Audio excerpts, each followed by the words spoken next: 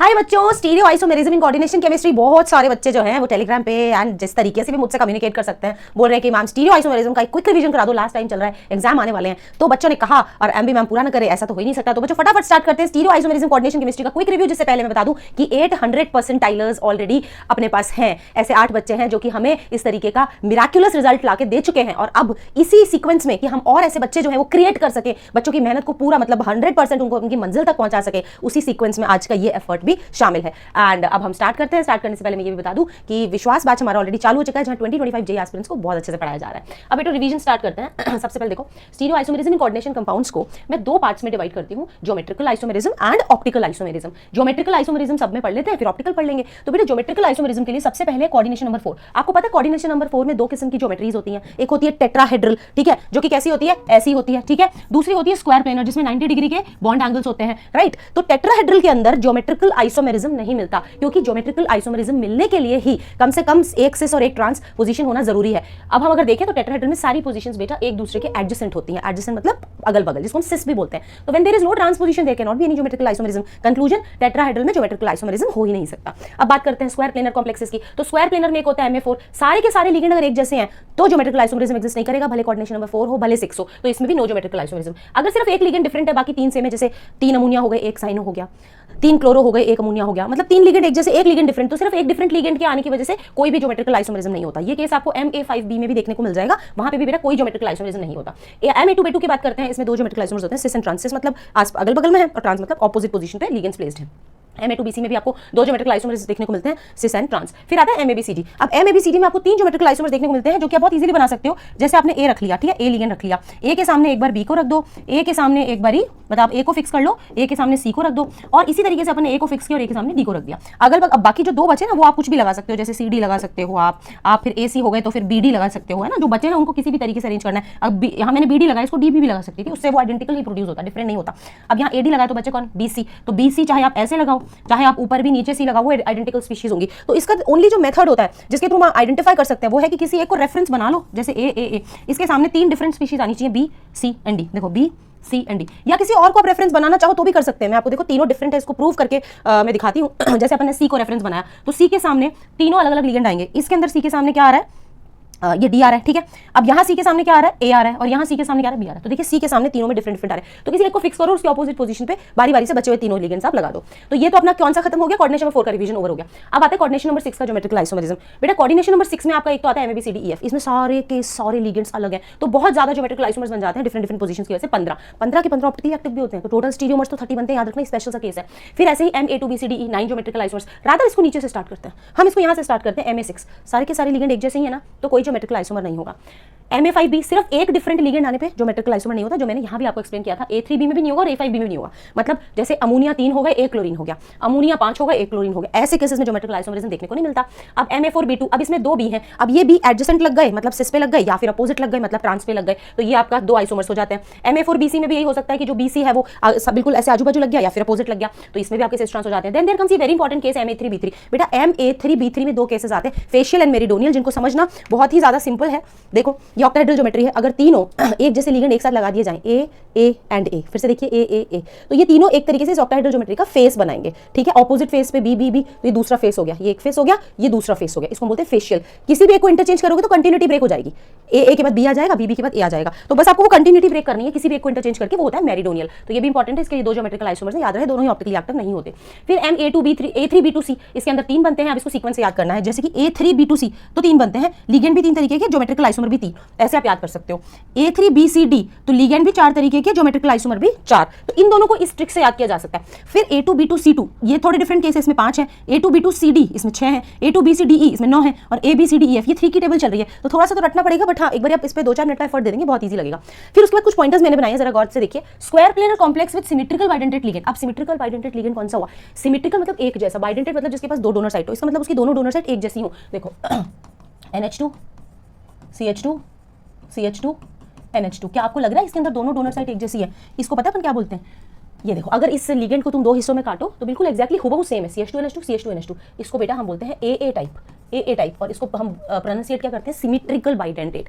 अब अगर ये सिमेट्रिकल बाइडेंटेट है तो एक अनसिमेट्रिकल बाइडेंटेट भी होना चाहिए। अनसिमेट्रिकल बाइडेंटेट का मतलब है जिसमें दो different type of donor sites हो। जैसे देखो ये वाला, इसको बोलते हैं ग्लाइसिनेटो लिगेंड, है ना। इसको देखो, इसमें ऊपर कौन सी डोनर साइट है, COO-, है ना, और ये क्या है, NH2। तो डोनर साइट्स अलग अलग है। सिमिलरली अगर आप इसको बीच में से काटो तो ये सिमेट्री नहीं दे रहा है, तो इसको बोलेंगे अनसिमेट्रिकल बाइडेंटेट। अनसिमेट्रिकल इसलिए क्योंकि इसके दो हिस्से सेम नहीं है, और बाइडेंटेट इसलिए क्योंकि इसके पास दो डोनर साइट्स है। तो हम इसको शॉर्ट में जो लिखते हैं वेरियस किताबों वगैरह में, AB टाइप के लिगेंड ये कहलाते हैं। तो ये क्यों, क्योंकि इनकी दोनों डोनर साइट अलग अलग है, इसलिए AB बोलते हैं। और बाइडेंटेट क्योंकि दो डोनर साइट्स हैं, और इनकी दोनों डोनर साइट हूबहू सेम है। इनफैक्ट पूरा मॉलिक्यूल ही ऐसा है जिसको दो हिस्सों में काटो। इसका एक और एग्जांपल है, और इसका जो तीसरा एग्जांपल है बेटा वो है COO-, ऑक्सिलेटो जिसको हम बोलते हैं। तो ऑक्सिलेटो में भी दोनों जो डोनर साइट्स हैं वो सेम है। ये देखो COO-, है ना, दोनों डोनर साइट सेम है। तो ये कौन सी कैटेगरी में आ गया, ये भी आपका AA में आ गया। There are two donor sites, so it is bidentate, and since both the sites are same it is symmetrical bidentate ligand. ठीक है, तो कोई भी स्क्वायर प्लेनर कॉम्प्लेक्स जिसके सिमेट्रिकल बाइडेंटेट लिगेंड है उसमें ज्योमेट्रिकल आइसोमरिज्म कैसे मिलेगा, ये तो MA4 टाइप नहीं हो जाएगा, क्योंकि दो लिगेंड है जिसमें लिगेंड में खुद में ही दोनों डोनर साइट सेम है। वैसे दो है तो सारी डोनर साइट सेम हो गई, तो ये तो MA4 टाइप का केस हो गया, तो इसमें ज्योमेट्रिकल आइसोमरिज्म नहीं मिलेगा। फिर देखो, square planar complex can exhibit geometrical isomerism only in two types. Square planar complex में ज्योमेट्रिकल आइसोमरिज्म सिर्फ दो तरीके से मिल सकता है। वो कौन से दो तरीके हैं, MAB2 और MAB-AB, है ना, ये तो एक ही चीज हो गई। तो MAB2 MAB इसके अंदर आपको ज्योमेट्रिकल आइसोमरिज्म मिल सकता है। On increasing the number of one type of ligand, जैसे आप एक टाइप का लिगेंड का नंबर इंक्रीज करते हैं total number of geometrical isomers decrease होते हैं। ठीक है, मतलब देखो यहाँ इसका मीनिंग यहाँ आपको नजर आएगा। ये एक्चुअली कंक्लूडिंग चीजें हैं। एक ही टाइप का लिगेंड इंक्रीज कर रहे हैं, 2A है 2B है CD है, 2A है 2B है 2C है, ये आपने टाइप्स ऑफ लिगेंड कम कर दिए हैं और टिपिकल टाइप के लिगेंड बढ़ा रहे हो आप। फिर इधर देखो आप A3B2C, फिर A3B, देखो C भी हट गया, और 6 लिगेंड है, 3A और 3B। इसका मतलब वेरियस टाइप ऑफ लिगेंड को तो कम करो, टाइप ऑफ लिगेंड को कम करो, एक ही टाइप के लिगेंड बढ़ा रहे हो। फिर और नीचे नीचे आते आते देखो हमने सारे के सारे लिगेंड एक जैसे कर दिए। तो ऐसा करने पे हमेशा नंबर ऑफ ज्योमेट्रिकल आइसोमर्स कम होते जाते हैं। नंबर ऑफ ज्योमेट्रिकल आइसोमर्स ज्यादा तब होते हैं जब सब लिगेंड्स अलग अलग तरीके के हों। ठीक है, तो ये पॉइंट यहाँ लिखा हुआ है। ऑक्टाहेड्रल MAA4 और MAA3 टाइप के जो कॉम्प्लेक्सेस होते हैं उनमें ज्योमेट्रिकल आइसोमर नहीं होता। जैसे कोबाल्ट का जो ट्राई ऑक्सिलेटो कॉम्प्लेक्स होता है ना, MAA3 में कोई भी मेटल का ट्राई ऑक्सिलेटो कॉम्प्लेक्स आ गया, या फिर आ गया आपका EN वाला, वही सिमेट्रिकल बाइडेंटेट आ गया ना। तो ये वाले बड़े स्पेशल केसेस होते हैं जो काफी इंपॉर्टेंट है, और जेईई में इनफैक्ट नीट में भी इनमें से क्वेश्चंस पूछे जाते हैं। ये देखो N- या N+, है ना, व्हाटएवर। तो बेसिकली द थिंग इज कि अगर सिमेट्रिकल बाइडेंटेट लिगेंड है 3, तो इसको बोलते हैं MAA3। AA मैं आपको समझा चुकी हूँ, MAA3 इसके अंदर आपको ज्योमेट्रिकल आइसोमर देखने को नहीं मिलेगा। उसके बाद है MAA2X2 टाइप, इसके अंदर दो ज्योमेट्रिकल आइसोमर होते हैं, सिस एंड ट्रांस। नेक्स्ट आता है बेटा कैटेगरी हमारा ऑप्टिकल आइसोमर। ऑप्टिकल आइसोमर के लिए हम डिस्कस करेंगे CN coordination number 4 and coordination number 6 दोनों में। कोऑर्डिनेशन नंबर 4 में अगेन मैं कहूंगी दो ज्योमेट्रीज है, एक स्क्वायर प्लेनर और दूसरी है आपकी टेट्राहेड्रल। स्क्वायर प्लेनर के अंदर भी ऑप्टिकल आइसोमर नहीं होता है, और उसका कारण है कि स्क्वायर प्लेनर पूरा एक चपटा मॉलिक्यूल होता है, जब उसके तो नाम में ही प्लेनारिटी है। और कोई भी मॉलिक्यूल अगर चपटा हो तो उसको उसी के प्लेन से काट दो तो वही उसका प्लेन ऑफ सिमेट्री हो जाता है। तो उसके बेसिकली वो if any molecule has a plane of symmetry तो उसमें क्या है, ऑप्टिकल एक्टिविटी तो मिलेगी नहीं प्लेन ऑफ सिमेट्री होने से। इसीलिए स्क्वायर प्लेनर कॉम्प्लेक्स में ऑप्टिकल आइसोमरिज्म देखने को नहीं मिलता।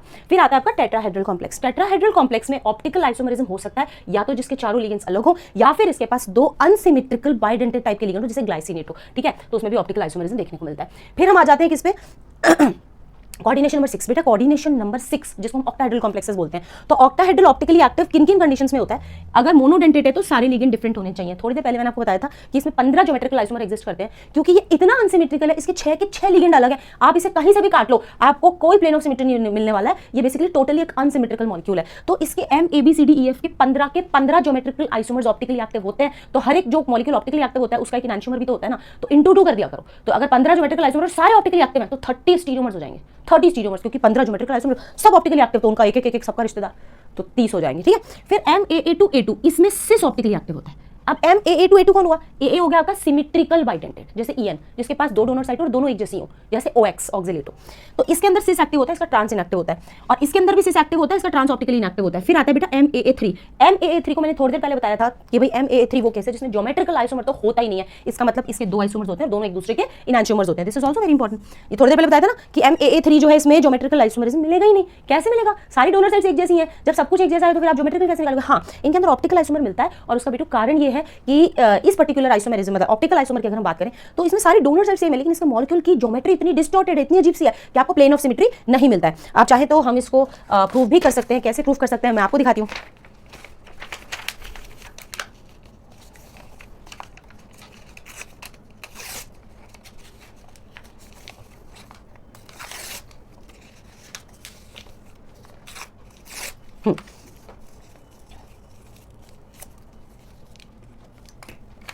देखो अब मैं प्रूव करूंगी कि किस तरीके से आपका जो MAA3 टाइप का कॉम्प्लेक्स है उसके अंदर आपको ज्योमेट्रिकल आइसोमरिज्म ना मिले लेकिन ऑप्टिकल आइसोमरिज्म देखने को मिलेगा। ये देखो जरा,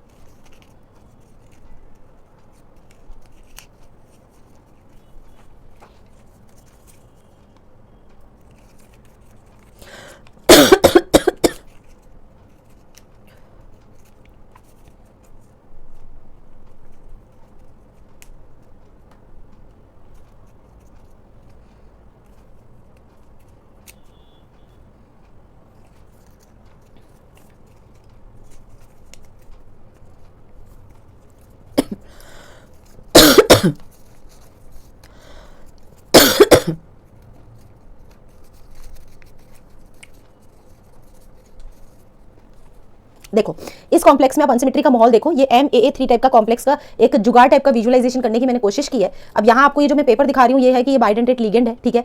एक तो ये हो गया, ये देखो जरा, ये जुड़ा हुआ है, एक ये जुड़ा हुआ है इससे, ठीक है। अब इसको देखकर ही पता लग रहा है कि कितना ये अनसिमेट्रिकल है। इसको यहाँ से हम अटैच कर देते हैं और ये देखो, ये देखो, ये कितना अनसिमेट्रिकल है। इसमें किसी भी तरीके से कोई ऐसा प्लेन नहीं मिलेगा जहां से मॉलिक्यूल को आप दो इक्वल हाफ्स में काट सकते हो, ठीक है। सो इस तरीके से हमें ये पता लगता है कि हाँ भाई इसके अंदर ज्योमेट्रिकल आइसोमरिज्म देखने को नहीं मिलेगा, सिर्फ ऑप्टिकल मिलेगा और वो भी दो होंगे। फिर MAA2A2 टाइप ऑफ कॉम्प्लेक्सेस में 3 स्टीरियोमर्स होते हैं, एक होता है सिस, एक होता है ट्रांस, एंड देन सिस क्योंकि ऑप्टिकली एक्टिव होता है तो उसकी mirror image is also one of the isomer, ठीक है। यहां मैंने आपके लिए एक और शॉर्टकट समरी लगा दिया जहां अपन बेसिकली सभी तरीके के कॉम्प्लेक्सेस के टोटल स्टीरियोमर्स देख पा रहे हैं और उसमें से इनैंशियोमर्स देख पा रहे हैं। से फॉर एग्जांपल MA2B2 के स्टीरियोमर्स दो हैं, स्टीरियोमर्स मतलब may be geometrical may be optical, तो आपको पता है ना MA2B2 में सिस और ट्रांस दोनों होते हैं, लेकिन अब कोई भी ऑप्टिकली एक्टिव नहीं है तो इनैंशियोमर जीरो हो जाएंगे। ये फेशियल मेरिडोनियल वाला केस है जिसके अंदर एक फेशियल एक मेरिडोनियल, तो आपके ज्योमेट्रिकल जो भी स्टीरियोमर है वो ज्योमेट्रिकल आइसोमर है, वो ऑप्टिकली एक्टिव नहीं है तो वहां पे इनैंशियोमर का केस जीरो हो जाएगा। इसी तरीके से MA4BC में भी ऑप्टिकल एक्टिविटी नहीं है तो उसके जो भी स्टीरियोमर्स हैं वो सिर्फ ज्योमेट्रिकल है, ठीक है। MA3BC and so on. अब इसके अंदर ये वाला केस आप देखो, ये केस जिसमें MABCDEF, इसके अंदर टोटल 30 स्टीरियोमर क्यों है? क्योंकि 15 ज्योमेट्रिकल आइसोमर थे, 15 के 15 ऑप्टिकली एक्टिव थे, इसीलिए टोटल कितने हो गए 30। तो इस समरी को भी आप क्या कर लो, एक बार ही गो थ्रू कर लो, it is very easy to learn. तो बेटा ये आपका कोऑर्डिनेशन का आइसोमेरिज्म वाला पोर्शन जो बहुत सारे बच्चे रिक्वेस्ट ऑलरेडी कर रहे हैं कि मैम इसका क्विक रिवीजन करा दो, वो मैंने कराने की कोशिश की। साथ साथ आपको कुछ कोर्सेज के बारे में बता देती हूँ कि आपका JEE 2025 के बैचेस जो टारगेट 2025 ऑलरेडी स्टार्ट हो चुका है, उसमें हम बहुत मेहनत कर रहे हैं। आपको वो सब उन बैचेस में बहुत ही लो प्राइसेस में मिलेगा जो आपको एक एस्पिरेंट से IITian बनाने के लिए आपको चाहिए। Anything and everything which you need to be an IITian from an aspirant will be in this particular batch, provided that तुम गाइडेंस को ढंग से फॉलो करो और अच्छे से पढ़ाई करो। 2024 के लिए अब हमारा जो एक्सट्रीम की क्लासेस हैं वो लगेंगे किसके लिए? JEE एडवांस के लिए, ठीक है। और उसके अलावा आपके पास बहुत सारे रिकॉर्डेड लेक्चर्स हैं जो हम ऑलरेडी ले चुके हैं, है ना। फ्री कोर्सेज सेक्शन में आप जाओगे तो आपको बहुत सारे फ्री कोर्सेज जो हैं वो देखने को मिल जाएंगे। टेस्ट पेपर्स आप करो, प्रेडिक्टर पेपर्स आप करो, आप बहुत सारी चीजें कर सकते हो। ऐप जो है JEE 1 की that is beautiful, that offers you lots and lots of things, जिसे आप ढेर सारी प्रैक्टिस करके अपने स्कोर को एनहांस एंड इंप्रूव कर सकते हो, ठीक है। फ्री कोर्सेज में बहुत कुछ है, मैंने अपने हैंड रिटन नोट्स भी लगा दिए हैं। So that's it for my side for this particular topic, and आप मुझे कमेंट सेक्शन में बता देना आपको किस और टॉपिक की जरूरत है, उस पर मैं इसी तरीके का क्विक रिवीजन वीडियो बना दूंगी। लव यू ऑल बच्चों।